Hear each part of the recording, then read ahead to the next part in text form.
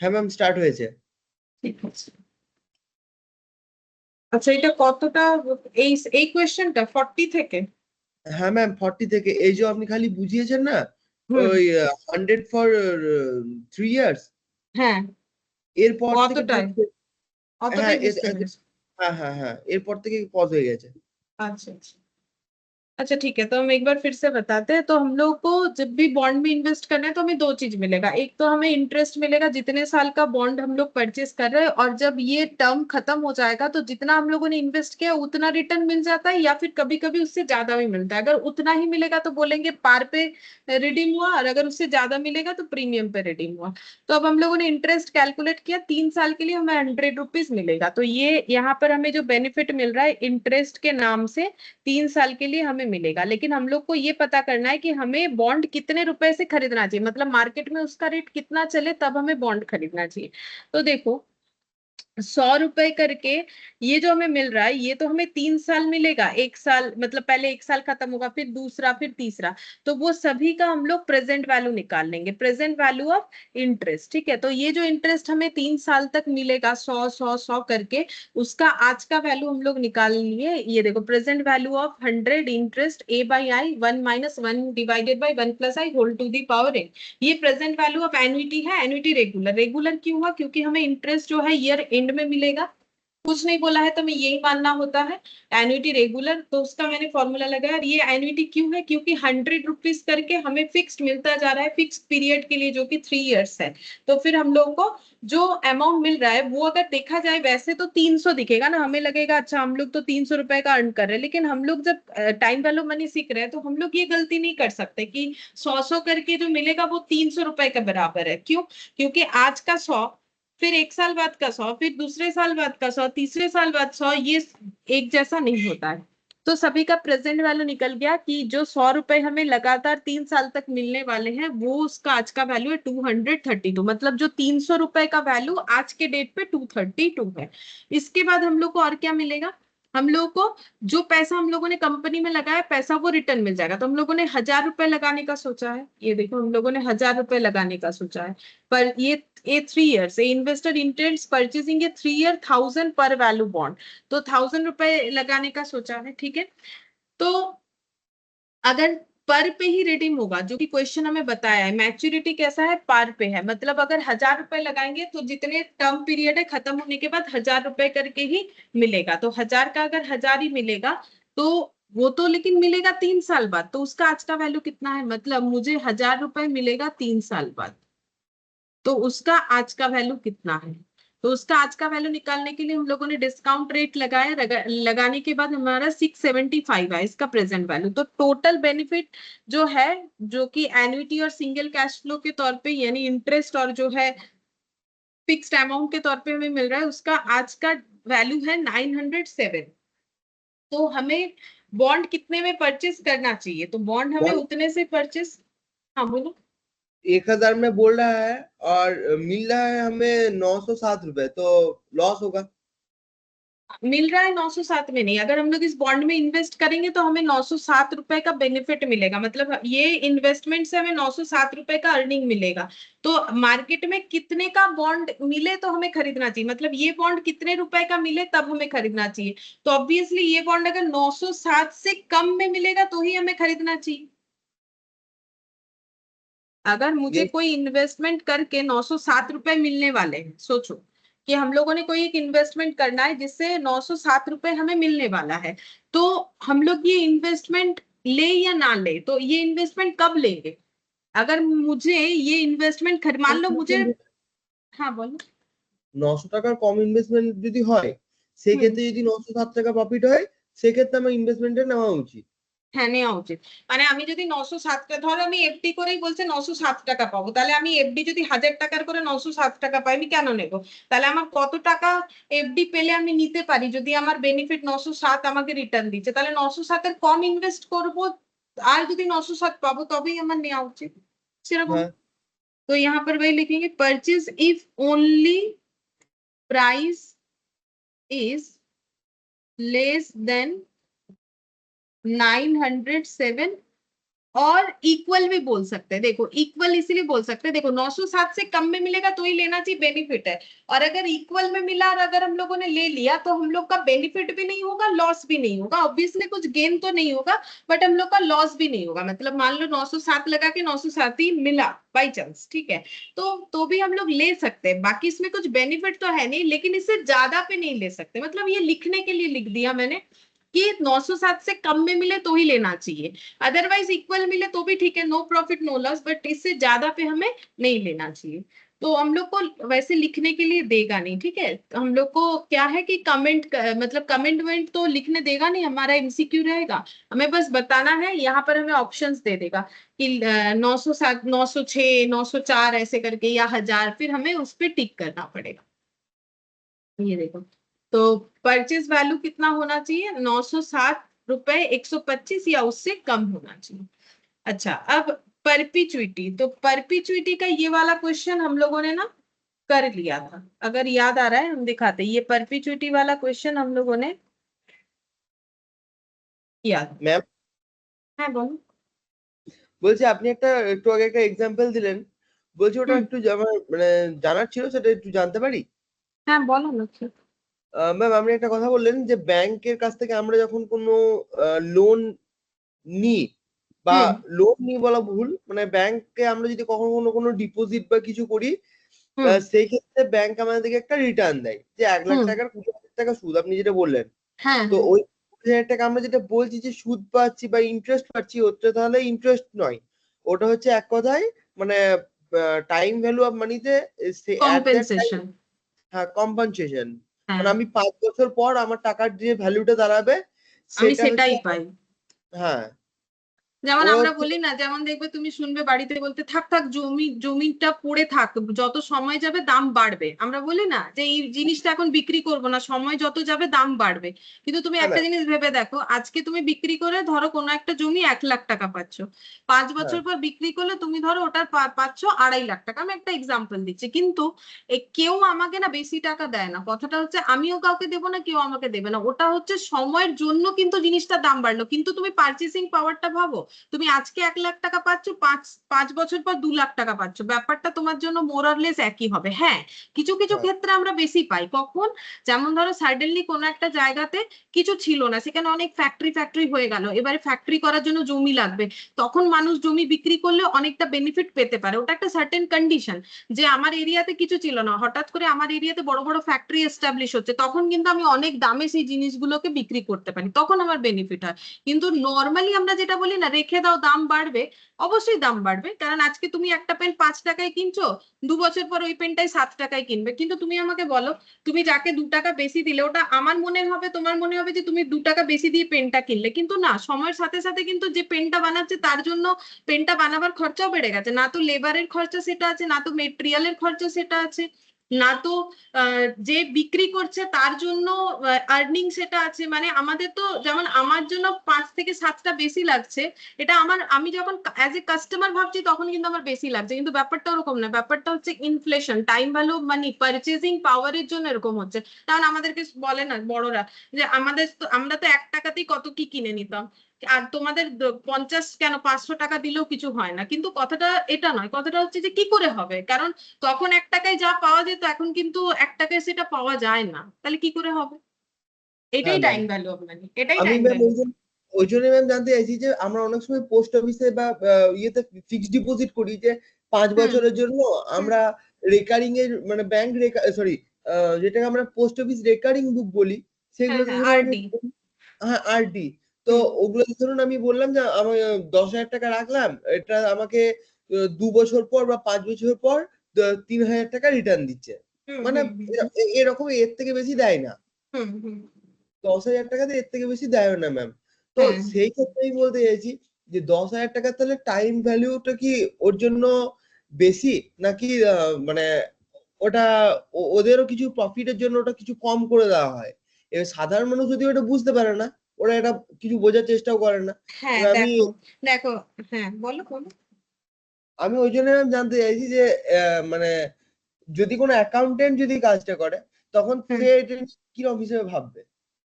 না দেখো, ব্যাংক কিন্তু আমাদের জন্য কিন্তু পুরোটাই যেটা দেয় সেটা কিন্তু আমাদের মানে ব্যাংক প্রফিট রাখে না এটা কিন্তু নয়, ব্যাংক কিন্তু প্রফিট রেখে দেয়, কারণ ব্যাংক বা পোস্ট অফিস এরা কিন্তু কোনো নন প্রফিটেবল অর্গানাইজেশন নয়, ঠিক আছে, মানে ওরা কিন্তু বিজনেস করার জন্য বসে আছে।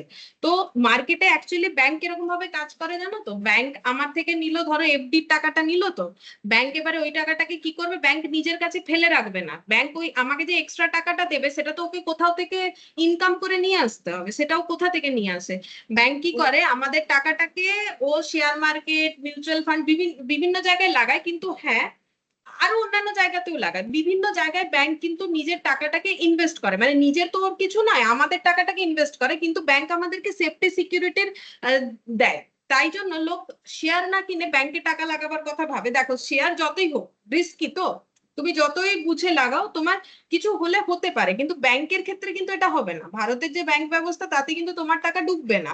সেই জন্য মানুষ যখন সিকিউর মেন্টালিটিতে চলে তখন কিন্তু ব্যাংকে বেশি টাকা রাখে। যদি মানুষ একটু রিস্ক, দেখো ব্যাপারটা কিন্তু খুব নর্মাল, ব্যাপারটা হচ্ছে যেরকম আমরা জীবনে যদি বেশি ঝুঁকি নিই তাহলে আমরা বেশি পাবো, সেরকমই তুমি যদি একটু ঝুঁকি নিয়ে শেয়ারে লাগাও তোমার রিটার্নটা বেশি, কিন্তু তুমি যদি ঝুঁকি না নিতে পারো তাহলে তোমাকে ব্যাংকে রাখতে হবে টাকাটা, সেক্ষেত্রে তোমাকে কিন্তু ইন্টারেস্টটা, মানে সেক্ষেত্রে তোমার রিটার্নটা কম হবে, তুমি শেয়ারে লাগালে তুমি ঝুঁকি নিলে তোমার রিটার্ন বেশি হবে, তুমি রিস্ক বেশি গেন বেশি, রিস্ক কম গেন কম। এবারে ব্যাংক কি করে আমাদের টাকাগুলোকে বিভিন্ন জায়গায় ইনভেস্ট করে, ইনভেস্ট করে ধরো ব্যাংক যদি 12% কামাচ্ছে, আমাদেরকে সেখান থেকে হয়তো একটা এক্সাম্পল দিচ্ছে 7% দিচ্ছে, বাকি ব্যাংক রেখে নিচ্ছে, কারণ ব্যাংক আর্ন করার জন্য বসেছে, ব্যাংকের ওটা ব্যবসা। ব্যাংক আমাদেরকে কিন্তু আমাদের থেকে যখন আমাদেরকে ইন্টারেস্ট দেয় তো খুবই কম পরিমাণে দেয়, আর আমাদের থেকে যখন ইন্টারেস্ট নেয় না, লোন লোন যখন দেয় তখন আমাদের থেকে ইন্টারেস্ট নেয়, তখন আমাদের থেকে অনেক বেশি নেয়, হ্যাঁ তো এতে ম্যাম, ব্যাংকের অনেক প্রফিট থাকে। যখন তো হাউস লোন বা কার লোন থাকে তখন হুম ব্যাংক আমাদের কাছ থেকে মোটামুটি 9%, 10%, হুম কোনো কোনো কোনো কোনো ক্ষেত্রে আবার 12% পর্যন্ত লোনের মানে অ্যামাউন্ট চলে যায়। আর হ্যাঁ, ব্যাংক বিজনেস লোন থাকলে আরো বেশি। হ্যাঁ আরো বেশি 15% এরকম উঠে হুম দেয়। হুম।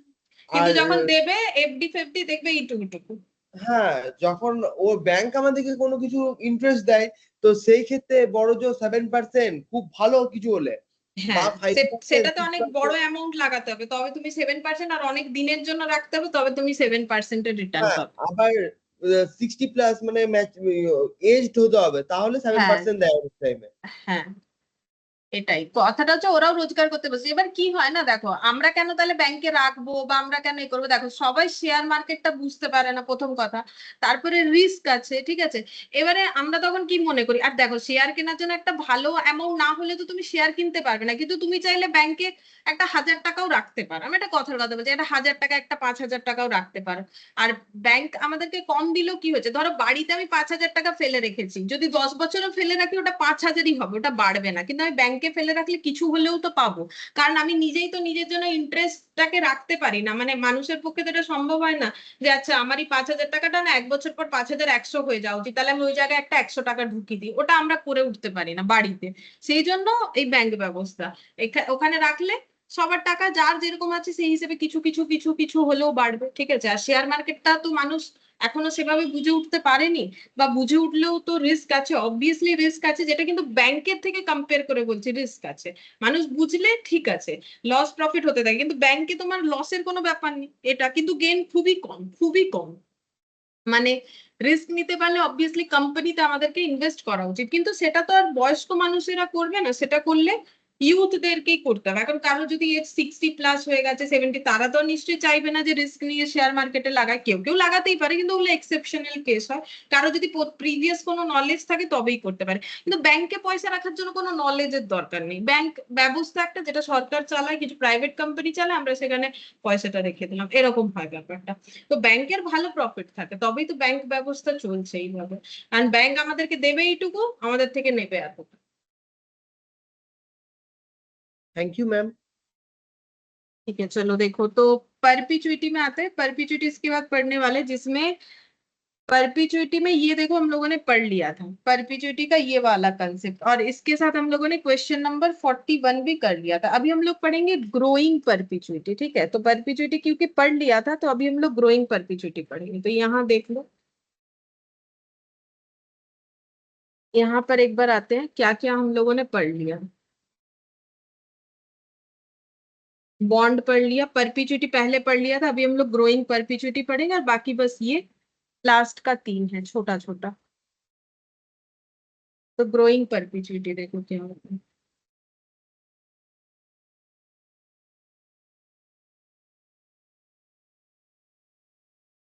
ग्रोइंग परपीचुइटी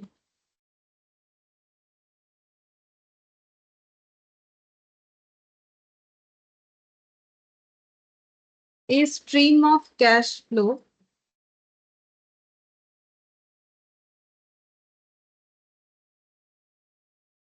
that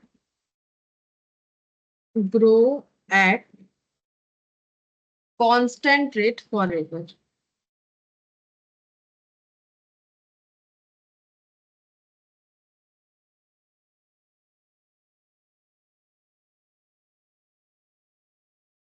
इसका फॉर्मूला होता है ऐसा, प्रेजेंट वैल्यू ऑफ ग्रोइंग परपीचुइटी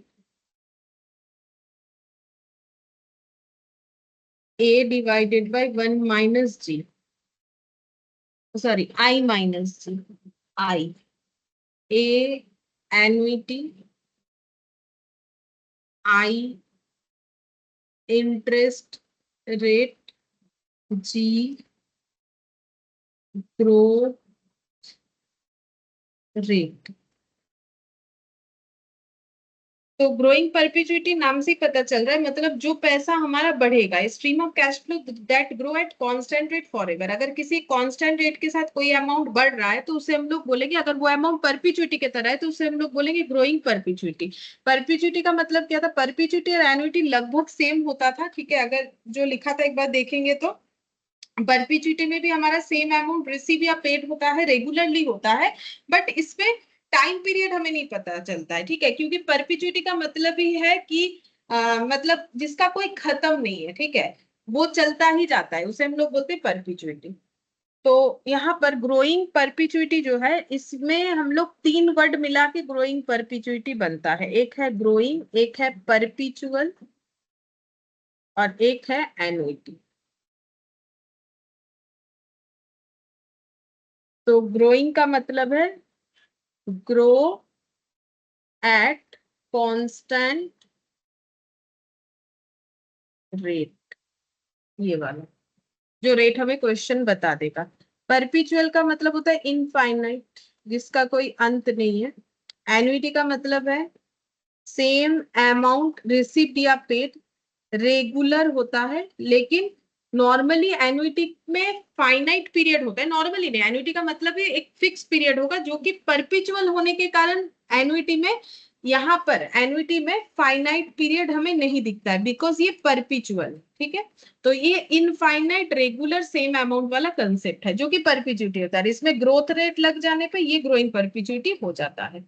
तो इस पे एक छोटा सा ही क्वेश्चन है, एग्जाम्पल 12 बोल रहा है, assuming that discount rate 7% per annum, मतलब I, how much would you pay to receive 50 growing at 5% annually. तो ये ग्रोथ रेट जी हो गया, अगर एनुअली 5% करके ग्रो हो रहा है और डिस्काउंट रेट अगर 7% है और हमें 50,000 अगर रिसीव होगा तो कितना अमाउंट वो बनेगा। तो हमें उसका प्रेजेंट वैल्यू निकालना है। अब कितना समय वो तो देगा नहीं क्योंकि परपीचुइटी है। तो example 42, present value of growing perpetuity, P भी लिख दिया, पीवीजीपी। और एन्युइटी का, सॉरी, परपीचुइटी का हमेशा प्रेजेंट वैल्यू निकलता है, फ्यूचर वैल्यू नहीं निकलता है कभी भी, क्योंकि फ्यूचर वैल्यू निकालने के लिए टाइम चाहिए, जो कि इसमें टाइम हमें पता ही नहीं होता है। तो ए डिवाइडेड बाई आई माइनस जी। तो ए फॉर एन्युइटी, तो हम लोग को कितना रुपए जो है रिसीव होने वाला है, 50 रुपीज करके एनुअली रिसीव होने वाला है। और ये पैसा डिस्काउंटिंग रेट इसका है हमारा 7% और ग्रोइंग रेट है 5%। तो डिस्काउंटिंग अगर 7% है, ग्रोइंग 5% है, तो नेट कितना हो जाता है 2%, इसीलिए माइनस किया जाता है। अगर कोई पैसा 7% पर डिस्काउंटिंग हो रहा है, मतलब वही टाइम वैल्यू मनी की वजह से जो डिस्काउंटिंग रेट जब जैसा मार्केट में चलता है, तो ये अगर 7%, लेकिन ग्रोथ अगर 5% हो रहा है, तो नेट बेनिफिट हमें 2% का ही मिलेगा। तो इसीलिए माइनस है फॉर्मूले में। तो ये डिवाइड करने से हम लोग का आ जाएगा ₹50/2%, 2500। तो ये हो जाएगा 2500।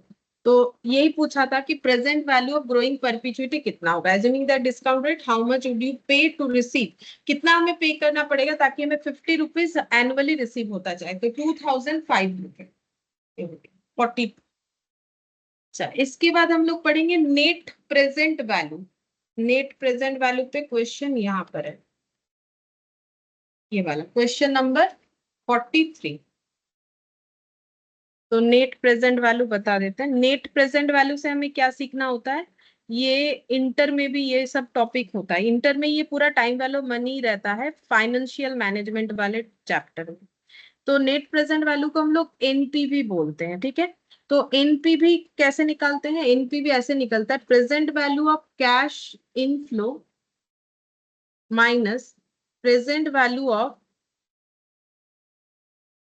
Cash outflow, NPV greater than equal to 0 तो एक्सेप्ट प्रपोजल, बता देंगे क्या होता है, और एनपीवी अगर लेस देन 0 है तो रिजेक्ट प्रपोजल। तो नॉर्मली ये कंपनी एनपीवी निकालती है, मतलब कंपनी के पास अलग अलग प्रोजेक्ट होते रहता है कि ये प्रोजेक्ट हम लोग एग्जीक्यूट करें या वो प्रोजेक्ट एग्जीक्यूट करे या ना करे। तो कौन सा प्रोजेक्ट कंपनी को लेना चाहिए, या कोई प्रपोजल आया मार्केट में, जैसे मान लो कंपनी के पास कोई प्रपोजल आया कि आप मुझे इतने सारे प्रोडक्ट बेच दीजिए, आपको इतना पैसा दे देंगे, ठीक है। तो कंपनी जो भी प्रोडक्ट बेचती है, कोई भी एक कंपनी, अगर उससे कोई प्रपोजल आए कि मुझे 1 लाख यूनिट ये वाला प्रोडक्ट चाहिए, ठीक है, तो कंपनी ये चेक करेगी कि उसे वो चीज कितने में बेचेगी, ठीक है। और लेकिन बेचने के पहले तो वो चीज उसे बना के उसे बेचना पड़ेगा या किसी और से खरीद के बेचना पड़ेगा। तो बिजनेस दो तरीके का होता है, एक मैन्युफैक्चरिंग, एक ट्रेडिंग। ट्रेडर जो होते हैं वो किसी और से चीज खरीदते हैं, प्रॉफिट लगा के कस्टमर को बेच देते हैं, और जो मैन्युफैक्चरर होता है वो खुद फैक्ट्री में चीज बना के बेचता है। तो हम लोग को क्या फाइंड आउट करना है कि हमें कोई प्रपोजल मिला अगर किसी भी कस्टमर से, तो वो प्रपोजल हमें एक्सेप्ट करना चाहिए कि नहीं करना चाहिए, कोई प्रोजेक्ट हमें एक्सेप्ट करना चाहिए कि नहीं करना चाहिए। तो बोल रहा है कि जो नेट प्रेजेंट वैल्यू आएगा, जैसे मैंने 100 रुपए कमाए और मैंने लगाए थे 90 रुपीज, तो मेरा 10 रुपए का क्या हो गया, बेनिफिट हुआ, तो मुझे प्रोजेक्ट लेना चाहिए। लेकिन मुझे सभी का प्रेजेंट वैल्यू निकालना पड़ेगा, ठीक है। क्योंकि देखो हम कोई चीज बना के बेच रहे हैं, तो मेरा आज जो इन्वेस्टमेंट हम कर रहे हैं और मुझे जो उससे पैसा मिलने वाला है, वो दोनों का मुझे नेट निकालना है, लेकिन दोनों का ही बेस बराबर होना चाहिए। अगर मुझे कैश इनफ्लो, इनफ्लो का मतलब है जो मेरे पास पैसा आ रहा है, आउटफ्लो मतलब जो पैसा मेरा निकल रहा है, तो पैसा तो निकलेगा। देखो किसी को कुछ बेचना है मुझे, तो मुझे तो पहले उसमें खर्चा करके वो बनाना पड़ेगा, ठीक है। जैसे कि इसके पहले वाले एग्जांपल में कैपिटल एक्सपेंडिचर वाले में भी देखेंगे कि मुझे मशीन खरीदना है, तब जाके हम अपना लेबर कॉस्ट बचा सकते हैं। तो वैसे ही हो गया। तो प्रेजेंट वैल्यू कैश इनफ्लो और present value cash outflow net करेंगे, तो प्रेजेंट वैल्यू में निकालना पड़ेगा। अगर वो वैल्यू हमारा ग्रेटर देन इक्वल टू 0 हुआ तो हमें एक्सेप्ट करना चाहिए, नहीं हुआ तो नहीं करना चाहिए। बाकी और भी क्लियरली समझ में आ जाएगा, हम लोग एग्जाम्पल करते हैं, देखो 43 तो समझ में आ जाएगा। Compute the net present value for a project with A net investment of 1 lakh, ठीक है। तो हमें 1 लाख का इन्वेस्टमेंट करना है अगर हम लोग ये प्रोजेक्ट लेते हैं, तो हम लोग का कैश आउटफ्लो कितना हो जाएगा, कैश आउटफ्लो, क्योंकि इन्वेस्ट करने का मतलब है पैसा निकल जाना, पैसा निकल जाने को आउटफ्लो बोलते हैं, जिसको यहाँ पर बोला गया है इन्वेस्टमेंट। तो हम लोग को ईयर के स्टार्टिंग में कितना इन्वेस्ट करना पड़ेगा, 1 लाख रुपए का इन्वेस्ट करना पड़ेगा, ठीक है। अच्छा, फिर यहाँ पर बोला है and net cash flows year 1 is 55, for 2 year 80,000 and for year 3 is 15,000। और ये प्रोजेक्ट लेने के बाद हमारे पास जो पैसा आएगा वो 3 साल तक आएगा, कितना कितना आएगा वो हमें बता दिया है। तो ये इसमें हमें ईयर 0, ईयर 1, ईयर 2, ईयर 3, ठीक है। तो हमें कैसे करके पैसा मिलेगा, तो यहाँ पर देखो हमें ईयर 1 पहले साल 55,000 मिलेगा ये प्रोजेक्ट में काम करके, ठीक है। मतलब ये प्रोजेक्ट अगर हम लोग ले रहे हैं तो इससे हमें पहले साल 55,000 का रिटर्न, फिर सेकेंड ईयर में 80 और थर्ड ईयर में 15, थर्ड ईयर में 15,000, ऐसा करके हमें जो है इनकम होने वाला है। कैश इनफ्लो और ये हम लोग का कैश आउटफ्लो है। अब हमें चेक करना है, और जो कॉस्ट ऑफ कैपिटल है 10%, ठीक है। यहाँ पर कॉस्ट ऑफ कैपिटल का मतलब वही डिस्काउंट रेट, मतलब मेरा ये पैसा रेज करने के लिए, कैपिटल है ना मेरा, मुझे पैसा इन्वेस्ट करना पड़ेगा, ये रेज करने के लिए मेरा जो कॉस्ट लग रहा है, मतलब मान लो ये पैसा हम बैंक से लोन लिए तो बैंक मेरे ऊपर 10% चार्ज लगा रहा है, ठीक है। इसको बोलते हैं कॉस्ट ऑफ कैपिटल, मतलब पैसा जुगाड़ करने के लिए हमें क्या खर्चा करना पड़ा, तो हमें 10% इंटरेस्ट बेयर करना पड़ेगा, तो 10% इंटरेस्ट हमें लगेगा। अच्छा, अब हमें ये प्रोजेक्ट लेना है कि नहीं लेना, हम लोग कैसे पता कर सकते हैं? हम लोग 1 लाख का इन्वेस्टमेंट करेंगे, अगर रिटर्न 1 लाख से ज्यादा है तो हम लोग प्रोजेक्ट को ले सकते हैं आराम से, ठीक है। तो हमें ये सभी का क्या करना पड़ेगा, प्रेजेंट वैल्यू निकालना पड़ेगा। ये सभी से जो रिटर्न आ रहा है तो प्रेजेंट वैल्यू ऑफ रिटर्न जो है वो हमें निकालना पड़ेगा। अगर वो 1 लाख रुपए से ज्यादा है तो हम लोग इन्वेस्टमेंट करेंगे इस प्रोजेक्ट में, अगर नहीं है तो नहीं करेंगे। तो यहाँ पर निकालते हैं प्रेजेंट वैल्यू ऑफ बेनिफिट, ठीक है। तो ये हम लोग कैसे निकालेंगे? अब ये ना एन्युइटी नहीं हो सकता है, क्यों? क्योंकि एन्युइटी में हमारा क्या होता है, हर एक वैल्यू सेम होना चाहिए, बट यहाँ पर सेम नहीं है, जो फ्लो हो रहा है कैश का वो सेम नहीं है, अलग है, तो फिर ये एन्युइटी नहीं हो सकता है। क्योंकि एन्युइटी का 4 कंसेप्ट होता है, एक होता है फिक्स पीरियड के लिए जो कि 3 साल दिख रहा है, ठीक है, और एक होता है रेगुलर बेसिस पे ईयर एंड पे, वो भी दिख रहा है, और एक होता है हम लोगों का जो है इसका फिक्स्ड अमाउंट होना चाहिए, तो फिक्स्ड अमाउंट नहीं है, कभी 55,000, कभी 80,000, कभी 15,000, तो ये सभी का हमें अलग अलग प्रेजेंट वैल्यू निकालना पड़ेगा। तो जब हम लोग 55,000 का प्रेजेंट वैल्यू निकालेंगे तो हम लोग कैसे करके निकालेंगे, ऐसे हो जाएगा प्रेजेंट वैल्यू, ऐसे हो जाएगा, मतलब हमारा जो फॉर्मूला है future value equal to present value into 1 + i whole to the power n, ठीक है, ऐसा हो जाएगा। तो प्रेजेंट वैल्यू इक्वल टू हो जाएगा future value divided by 1 + i whole to the power n। तो फ्यूचर वैल्यू कितना है, हमें कितना मिलने वाला है, 55,000 मिलने वाला है, ठीक है। और हम लोग का डिस्काउंट रेट जो है वो क्वेश्चन बता रखा है 10%, ये 1 साल के लिए, ठीक है। ये 1 साल के पहले का हमें जो है निकालना है प्रेजेंट वैल्यू। 80,000 जब निकालेंगे तो 80,000 क्योंकि ये 2 साल बाद मिलने वाला है तो उसका आज का प्रेजेंट वैल्यू, तो 2 साल का डिस्काउंटिंग करना पड़ेगा। और 15,000 इंटू 1 + 10% टू दी पावर 3, अगर ये हम लोगों का अमाउंट सेम होता तो ये भी हमारा एन्युटी में ही क्वेश्चन निकल जाता, लेकिन ये क्योंकि अमाउंट सेम नहीं है तो एन्युटी से नहीं बनेगा। तो 1.1 55,000 डिवाइडेड बाई 1.1 50,000 आ रहा है, तो 55,000 का प्रेजेंट वैल्यू 50,000, ठीक है। 80,000 डिवाइडेड बाई 1.1 डिवाइडेड बाई 1.1, तो 6,611.57, तो हम 1 ही रख रहे हैं, 1 ये 115 होगा, 80,000 होगा, मैंने 8,000 कर दिया लग रहा है। 80,000 डिवाइडेड बाई 1.1 फिर से डिवाइडेड बाई 1. हाँ, इतना कम तो नहीं होगा ना 80,000 का। तो 80,000 का जो प्रेजेंट वैल्यू वो 66,115, और 15,000 डिवाइडेड बाई 1.1 फिर से 1.1 2 बार, फिर से 1.1 3 बार, तो 11,270 कर देते हैं। 50,000 प्लस 11,270 प्लस 66,115, तो जो प्रेजेंट वैल्यू है वो आ रहा है 1,27,385।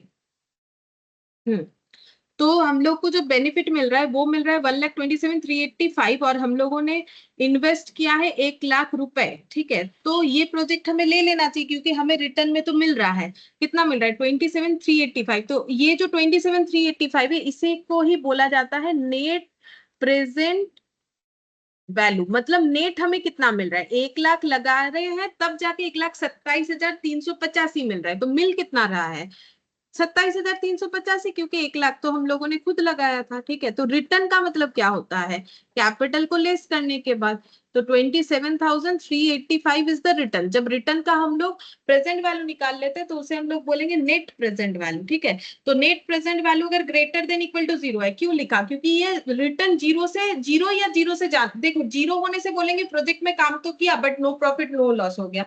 अगर जीरो से ज्यादा हुआ तो फिर हमारा प्रॉफिट हुआ, लेकिन जीरो से अगर कम हुआ तब तो रिजेक्ट करना चाहिए। जीरो से कम कब होगा, जब ये एक मान लो 1 लाख रुपए रिटर्न मिल रहा है 1,27,385 लगा के, तो फिर मेरे पॉकेट से तो ज्यादा चला गया।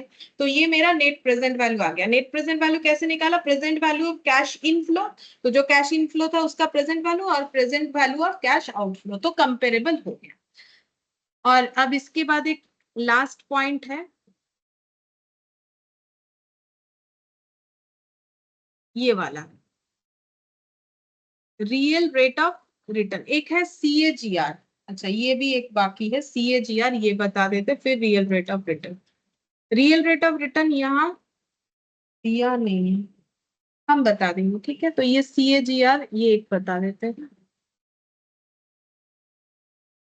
ये लिखा था क्या यहाँ पर, ये स्टेप चेक करेंगे।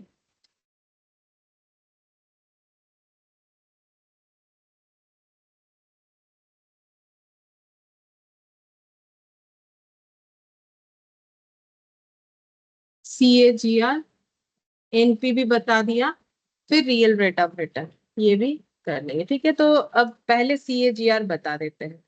तो CAGR में क्या है, देखो CAGR का मतलब यहीं से बता देते हैं। CAGR का मतलब है compound annual growth rate, compound annual growth rate. तो ये एग्जाम्पल से समझ में आ जाएगा। जैसे दिया, suppose the revenue of A company for 4 years, 4 साल तक कंपनी का सेल दिया हुआ है 2013, 14, 15, 16, 100 रुपए, 120 रुपए, 160 रुपए, 210 रुपए। हमें बोला है कंपाउंड कैलकुलेट करना है, कंपाउंड एनुअल ग्रोथ रेट, ये हमें कैलकुलेट करके बताना है, ठीक है। तो हमें कैसे फॉर्मूला अप्लाई करना है, तो यहाँ पर देखो कैसे दिया है कि the CAGR revenues over the 3 years period from the end of 2013 to the end of 2016 is ऐसे दिया है 210 by 100 to the power 1/3 -1। तो एक्चुअली फॉर्मूला कुछ इस तरीके से डिजाइन किया गया है। देखो, compound annual growth is a business investing specific term for the smoothness annualized gain of an investment over a given time period is not an accounting term but remains widely used particularly in growth industry or to compare the growth rates of two investment because CAGR dampens the effect of volatility of periodic returns. हमें इतना सब नहीं चाहिए। देखो CAGR को हम लोग क्या करते हैं, एनुअल ग्रोथ रेट को बताने के लिए करते हैं। तो यहाँ पर किस चीज का ग्रोथ रेट बताना है कि हमें ये बताना है कि हमारा इनकम का ग्रोथ कैसे, जैसे 100 से 120 हुआ, 120 से 160, फिर 210 हुआ, तो हम लोग को बताना है कि ग्रोथ रेट कैसा है। तो फॉर्मूला क्या होगा, तो हम यहाँ पर लिख देते हैं, फॉर्मूला ऐसे हो जाएगा CAGR, हम यहाँ से देख के लिखते हैं। CAGR हो जाएगा V ऑफ T0 और V ऑफ TN, तो ऐसे हो जाएगा V of TN divided by V of T0 whole to the power 1/TN minus T0 whole to the power TN minus T0। तो V ऑफ TN मतलब end period का और T0 मतलब beginning period का। तो ये TN का मतलब एंड पीरियड और V ऑफ T0 का मतलब बिगिनिंग पीरियड, ठीक है। ये हो जाएगा to the power TN 1/TN minus T0, ठीक है। तो TN का मतलब वही, TN मतलब एंड पीरियड, एंड पीरियड, और T0 मतलब बिगिनिंग पीरियड, बिगिनिंग पीरियड।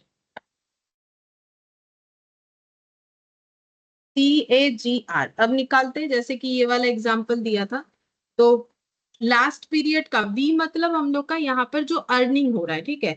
अब अर्निंग जैसे भी बताए, तो ये देखो VT बता दिया है, VT फॉर्मूले से करना है। तो 210 है एंड पीरियड, स्टार्टिंग का 100 है, ये हो जाएगा to the power 1 divided by TN by T0। तो TN मतलब 3 साल है यहाँ पर, 1 2 3, ठीक है, मतलब देखो 13 से 14, 14 से 15, 15 से 16, ग्रोथ ऐसे होगा तो 16 और 13 मतलब tn माइनस t0 हो जाएगा ऐसे, यहाँ पर लिख के दिखाते हैं, tn माइनस t0 हो जाएगा, tn है हम लोग का 2016 माइनस 2013, तो 2016 से 2013 माइनस करना है, तो 13, 14, 15, 16 तो 3 हो जाएगा, ठीक है। अब यहाँ पर कैलकुलेट करेंगे, 210 बाई 100, 210 डिवाइडेड बाई 100, तो ये हो गया 2.1 whole to the power 1/3, 2.1 whole to the power 1/3।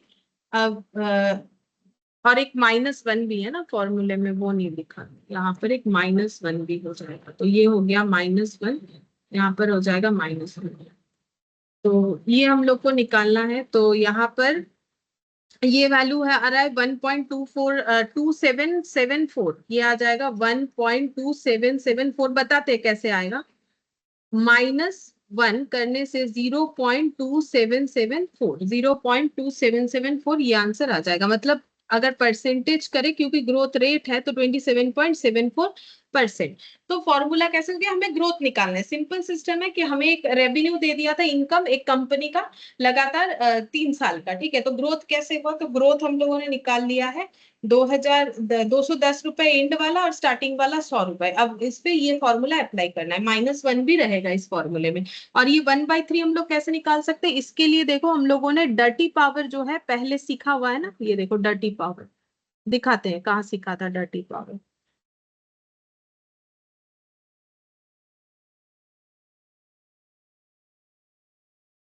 ये तो एन्युटी के पहले सीखा हुआ है।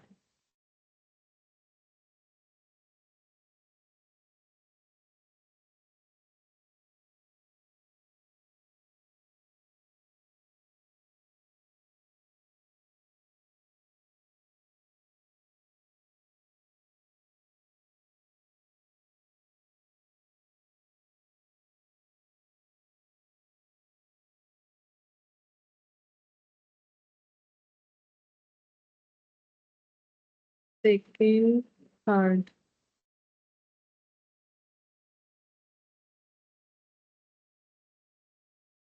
ये रहा डर्टी पावर, ऐसे होगा 12 टाइम्स रूट करना पड़ेगा, तो यहाँ पर भी हम लोग करके देख सकते हैं कि कैसे करके होगा, जैसे 12 टाइम्स रूट, तो ये मुझे कहाँ मिला, थर्ड नंबर वाले पेज में मिला है, थर्ड नंबर, तो यहाँ पर हो जाएगा,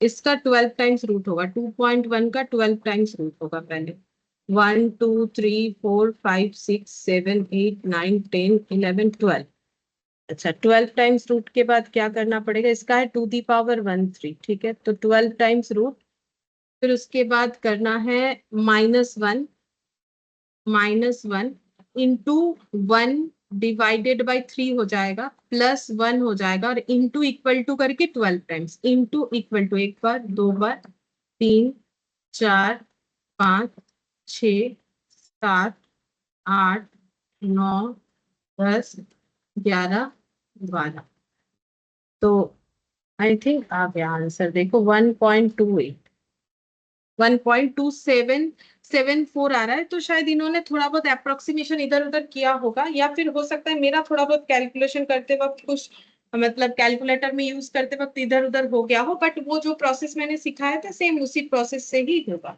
12 टाइम्स रूट करके, इतना हो सकता है 12 टाइम्स में कम ज्यादा हो गया हो, बट आ जाएगा, एक बार ट्राई करके देखोगे तो आ जाएगा। और last, real rate of return, जिसका कोई क्वेश्चन नहीं है बट आता है, हम बता देते हैं क्या होगा, real rate of return, question हम खुद लिखवा देंगे, real rate of return,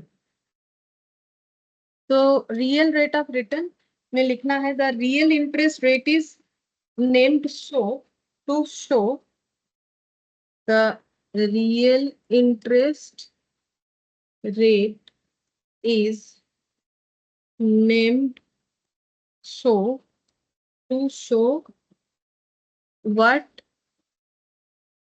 a lender और इन्वेस्टर, इन्वेस्टर मतलब जो पैसा लगाता है, लेंडर मतलब जिसने लोन दिया है, receive in returns after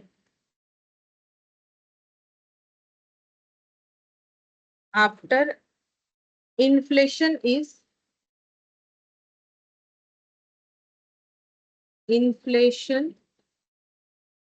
is factored in, मतलब सीधा बात है कि हमें रिटर्न कितना मिला। अगर हम लोगों ने किसी को पैसा उधार पे दिया था, मतलब जिसको हम लोग बोल सकते हैं बोरोइंग, या फिर अगर हम लोगों ने कहीं इन्वेस्ट किया तो हमें जो रिटर्न मिला, तो हम लोग को रियल में कितना रिटर्न मिला वो बताना है। तो रियल में रिटर्न फाइंड आउट करने का मतलब है इन्फ्लेशन कुछ है तो उसे एडजस्ट करने के बाद।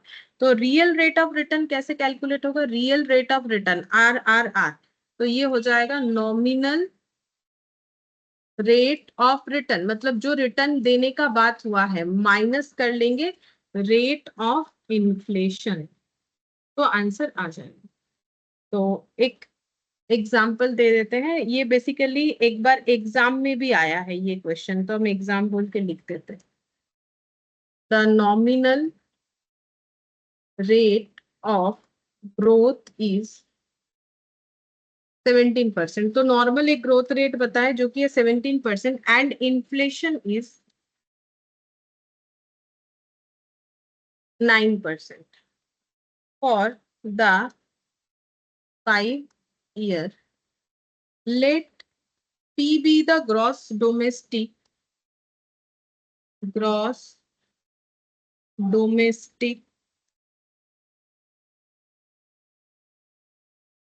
product, GDP amount at the present year, then projected real GDP after 6 years is option A 1.58p 587p, option B 1.921p, option C 1.403p, option D 2.51p। तो ये क्वेश्चन दिया है कि नॉमिनल ग्रोथ रेट है 17%, inflation है 9%, for the 5th year में ये दिख रहा है। Let P be the gross domestic product amount at the present year, present year में अगर जीडीपी पी है तो प्रोजेक्टेड रियल जीडीपी कितना होगा? तो basically real rate of return पूछ रहा है, तो प्रोजेक्टेड रियल जीडीपी हो जाएगा 17% माइनस 9%, तो ये हो जाएगा 8%। और जीडीपी का अमाउंट लिखना पड़ेगा हमें। यहाँ पर पूछा है कि प्रेजेंट ईयर में, यहाँ पर पहले बोला है कि let P be the gross domestic product amount at the present year then projected real GDP after 6 years, तो रियल जीडीपी कितना हो जाएगा? ये रेट निकाला है मैंने, प्रोजेक्टेड, ये रेट है, रेट स्पेलिंग गलत है, प्रोजेक्टेड रियल जीडीपी रेट, ठीक है। और रियल जीडीपी कितना होगा? रियल जीडीपी हो जाएगा P into 1+I whole to the power n, ठीक है। मतलब फ्यूचर में ये अमाउंट कितना होगा अगर रियल रेट ऑफ रिटर्न हम लोग लगाते हैं, तो अमाउंट तो P है, I जो है वो 8%, to the power n, n मतलब 6th ईयर में, तो टू दी पावर 6 हो जाएगा। तो ये हो जाएगा P into 8 divided by 100 plus 1 6 time, तो 2 3 4 5 6, मतलब 1.587, 1.5868 है तो 7 कर दिया, तो P1 ऐसे लिखना चाहिए, P पीछे जाना चाहिए, 1.587p होगा आंसर। कि 6th ईयर में फिर वैल्यू कितना हो जाएगा? रेट ऑफ रिटर्न तो 8% है, तो वैल्यू कितना हो जाएगा? वैल्यू हम लोग का हो जाएगा यहाँ पर जो ऑप्शन है उसमें 1.587p, ये वाला आंसर आ जाएगा, ठीक है। तो ये एग्जाम में आया था ऐसा क्वेश्चन, ठीक है, तो इस तरीके से हमें करना पड़ेगा। अच्छा, एक चीज और बता देते हैं, ये जो CAGR है ना, इसका ये फॉर्मूला है तो यूज कर सकते हैं जो बुक में था, लेकिन इसके जगह भी हम लोग एक फॉर्मूला यूज करके कर सकते हैं, ठीक है। ये इसके अलावा भी कर सकते हैं, हम दिखाते हैं। जैसे कि यही वाला क्वेश्चन, इसको अगर हम लोग सिंपल ऐसा सोच लें, इसी क्वेश्चन को हम और एक तरीके से दिखाते हैं, ये फॉर्मूला थोड़ा टफ हो जाएगा मुझे ऐसा लगता है। कि प्रेजेंट है 100, मतलब स्टार्टिंग में रेवेन्यू कितना है, तो इसको हम प्रेजेंट वैल्यू बोल सकते हैं 100, मतलब मेरा स्टार्टिंग का वैल्यू। और ए जो है मतलब वो 210 हो जा रहा है, मतलब 100 रुपए बढ़ते बढ़ते 210 हो जा रहा है। और एन कितना है 3i हमें ढूंढना है, क्योंकि हमें रेट निकालना है। CAGR का मतलब कितने रेट में ये 100 210 हो गया। तो हम लोग सिंपल इसमें जो है अगर कंपाउंड इंटरेस्ट लगा देंगे ना तो भी हमारा फॉर्मूला आई मतलब आंसर आ ही जाएगा। तो ए है 210, ये है 100, 1 प्लस आई है हम लोग का, वही निकालना पड़ेगा, नहीं पता, और ये हो जाएगा 3। ठीक है, क्योंकि 3 साल के लिए हो रहा है, तो 210 divided by 100 into equal to 1 plus I whole to the power 3। तो ये हो जाएगा 2.1 equal to 1 plus I whole to the power 3। तो 2.1 whole to the power 1/3 equal to 1 plus I. तो यहाँ पर भी वही हो रहा था, 2.1 टू दी पावर 1/3 हमें निकालना था, जो कि 1.2774 आएगा। ये देखो 1.2774, और ये 1 माइनस इधर हो जाएगा, तो आई का आंसर वही आ जाएगा जो यहाँ पर आया। तो मुझे लगता है कि इतना डिफिकल्ट फॉर्मूला हम लोग याद करके क्या करें, हम लोग यही फॉर्मूला याद, मतलब ये तो हमें पता ही है कंपाउंड इंटरेस्ट का, तो उसी को हम लोग फॉलो कर लेंगे। ठीक है, कि CAGR का मतलब भी वैसा ही है। देखो कंपाउंड तरीके से कैसे ग्रोथ हो रहा है, तो फिर हम लोग कंपाउंड जो कंपाउंड इंटरेस्ट है उसी का फॉर्मूला लगा देते हैं। मतलब हम लोग ऐसे सोच ही सकते हैं कि 100 रुपए 210 हो गया, तो वो कितने रेट ऑफ परसेंटेज से हुआ, फिर हम लोग इस पर डर्टी पावर लगा के कर सकते हैं। तो अवॉइड दिस, ये वाला मत करो, क्योंकि ये काफी बड़ा है, तो इसको करने का कोई मतलब नहीं है, याद रखने में बेकार में बर्डन होगा। इससे बेटर है कि हम लोग कंपाउंड इंटरेस्ट वाले फॉर्मूले से कर सकते। बस ये सब स्पेशल केसेस था, काफी रेयर होता है ये सबसे क्वेश्चन आए, फिर भी हमें नॉलेज के लिए काम आता है, और आ भी सकता है तो आ भी सकता है। तो जैसे कि रियल रेट ऑफ रिटर्न से एक बार आया हुआ था, तो एक बार देख लेना है। ठीक है, तो फिर ये हम लोग का टॉपिक खत्म हो गया। नेक्स्ट क्लास में हम लोग APGP स्टार्ट करेंगे। Thank you so much ma'am. ठीक है, बाय मैम। बाय।